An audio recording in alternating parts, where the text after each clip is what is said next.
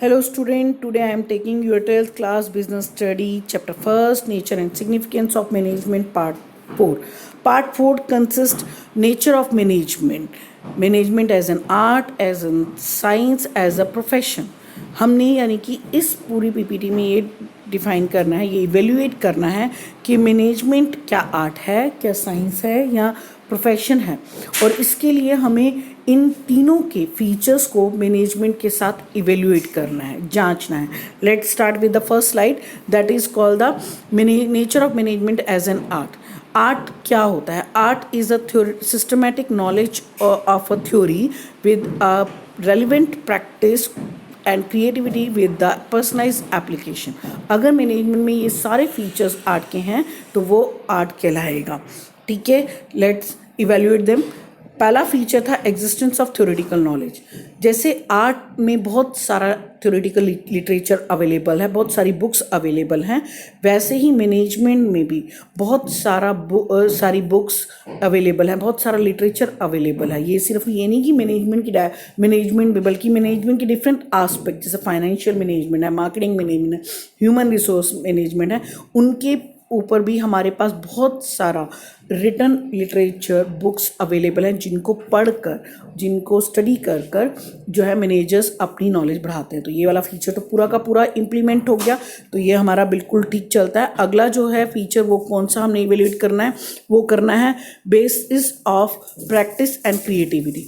Management में art की तरह प्रैक्टिस और क्रिएटिविटी की ज़रूरत है. बिल्कुल ठीक, क्योंकि आप देखते हो एक अच्छा मैनेजर जो होता है वो अपने एक्सपीरियंस से, जो उसने मैनेजमेंट की प्रिंसिपल और थ्योरी को, कंसेप्ट्स को पढ़ा होता है, उन और एक्सपीरियंस लिया होता है उन पर, उससे अच्छे डिसीजन लेता है, जिससे कि उसकी क्रिएटिविटी निकल के आती है. और उसकी क्रिएटिविटी को हम देख सकते हैं कि उसने जो भी डिसीजन लिया वो हमारे मैक्सिमम प्रॉफिटेबल होते हैं. ठीक है, कम से कम लागत पे ज़्यादा से ज़्यादा प्रॉफिट देते हैं. तो ये प्रैक्टिस पे डिपेंड करता है और कि उसकी क्रिएटिविटी नज़र आती है. तो ये वाला भी प्रिंसिपल जो फीचर जो है आर्ट का, वो हमारा पूरा का पूरा इम्प्लीमेंट हो गया, एप्लीकेबल हो गया. मैनेजमेंट भी तो ये भी पूरा का पूरा चल रहा है.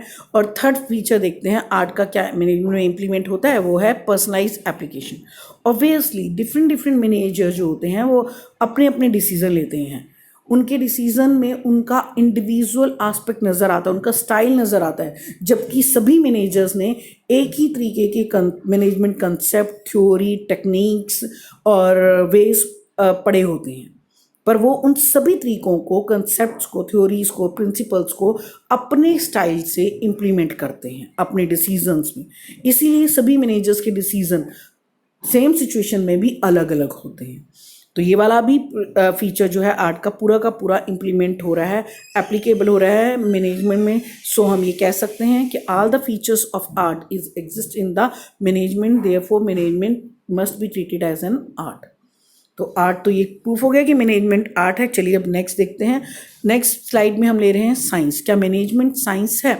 साइंस जो होता है वो भी systematic body of a knowledge but universal applicability after getting the experiment on that principles, वो होता है.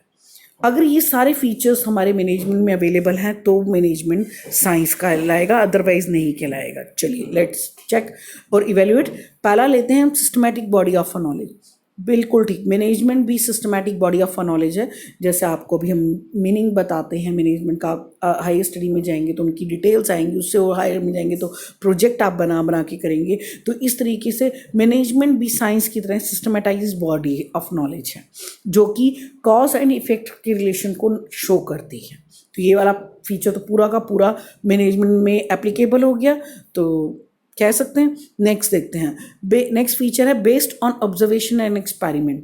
ये वाला फीचर जो है वो 100% एप्लीकेबल नहीं हो सकता, क्योंकि साइंस की जितने भी प्रिंसिपल्स होते हैं वो ऑब्जर्वेशन के साथ साथ एक्सपेरिमेंट पर बेस होते हैं, और एक्सपेरिमेंट बहुत ज़्यादा होता है उनमें. ठीक है, चाहे वो लैब में हो चाहे किसी फॉर्म में. क्या मैनेजमेंट में भी ऐसा है? मैनेजमेंट के प्रिंसिपल ज़्यादातर ऑब्जर्वेशन पर बेस हैं. एक्सपेरिमेंट पे ज़्यादातर साइंटिफिक प्रिंसिपल थे, वो भी रिपीटेड एक्सपेरिमेंट पर बेस है. पर ऑब्जर्वेशन जब हम करते हैं तो उसमें पर्सनल टच जो आता है वो ज़्यादा है. मैनेजमेंट प्रिंसिपल में। क्यों? क्योंकि वो मैनेजमेंट के प्रिंसिपल ह्यूमन बीइंग से डील करते हैं, ह्यूमन बिहेवियर से डील करते हैं, और ह्यूमन बिहेवियर जो होता है वो अनप्रडिक्टेबल है। यानी कि ये वाला फीचर जो है वो प्रॉपरली 100% इम्प्लीमेंट नहीं हो रहा मैनेजमेंट में। Is it clear? तो हम ये कह सकते हैं कि सॉरी, ये वाला फीचर नहीं इम्प्लीमेंट हो रहा। अगला देखते हैं यूनिवर्सल वैलिडिटी। साइंस की जो प्रिंसिपल्स होते हैं वो यूनिवर्सल वैलिडेटेड होते हैं, चाहे वो इंडिया में हो चाहे वो ऑल ओवर वर्ल्ड में हो, हमेशा एक जैसे रहेंगे। पर्टिकुलर सिचुएशन में पर्टिकुलर प्रिंसिपल ही इंप्लीमेंट होगा उस सिचुएशन से निकलने के लिए। पर क्या मैनेजमेंट में ऐसा होता है? मैनेजमेंट में ऐसा नहीं है। मैनेजमेंट सिचुएशनल है, कंटीजेंटल है, क्योंकि इसके प्रिंसिपल्स जो हैं वो सिचुएशन के अकॉर्डिंग मॉडिफाई हो जाते हैं। इसलिए हम ये वाला भी फीचर जो है साइंस का वो मैनेजमेंट में एप्लीकेबल नहीं है। तो हम ये कह सकते हैं कि 3 में से हमारे 1.5 फीचर्स जो है इम्प्लीमेंट हो रहे हैं और 1.5 नहीं हो रहे। तो हम मैनेजमेंट को साइंस तो कहेंगे, पर इम्प्योर साइंस कहेंगे, इम्परफेक्ट साइंस कहेंगे। प्योर साइंस नहीं कह सकते, जैसे कि मेडिकल साइंस या अदर साइंस हैं। Is it clear? क्योंकि इसमें पूरे फीचर्स साइंस के इम्प्लीमेंट नहीं हो रहे। चलिए अगली देखते हैं। अगला जो हमने नेचर डिस्कस करना है मैनेजमेंट का, इवेल्यूएट करना है, वो है प्रोफेशन। कोई भी बॉडी प्रोफेशनल तभी होती है जब वो well defined body of knowledge हो, उसमें प्रोफेशनल एसोसिएशन की रिस्ट्रिक्शंस हों, कोड ऑफ कंडक्ट को फुली इम्प्लीमेंट करता हो, और सर्विस मोटिव के लिए वो चल रहा हो। क्या मैनेजमेंट में ये फीचर्स हैं? चलिए लेट्स इवेल्यूएट दैट। पहला फीचर हम ले रहे हैं well defined body of knowledge. Like other profession, management भी जो है well defined body of knowledge है, क्योंकि इसमें बहुत सारी हमारे पास जो है थ्योरेटिकल बुक्स हैं, जर्नल्स हैं, लिटरेचर है, जिसको हम मैनेजर्स को पढ़ाते हैं और फॉलो करते हैं। तो हम ये कह सकते हैं कि ये वाला फीचर तो एग्जिस्ट करता है। ठीक है, इम्प्लीमेंट होता है पूरा का पूरा मैनेजमेंट में। अगला क्या है? Restricted entry. मैंने जितने भी प्रोफेशन हम देखते हैं, मेडिकल फील्ड हो, जैसे आपने देखा होगा कि मेडिकल में एंट्रेंस के लिए हमें नीट क्लियर करना पड़ता है, वैसे ही अगर मैनेजमेंट में भी अगर जो है प्रोफेशनल बॉडी है तो इसकी भी एंट्री जो होती नीचे थी रिस्ट्रिक्टेड होनी चाहिए थी। बिल्कुल ठीक।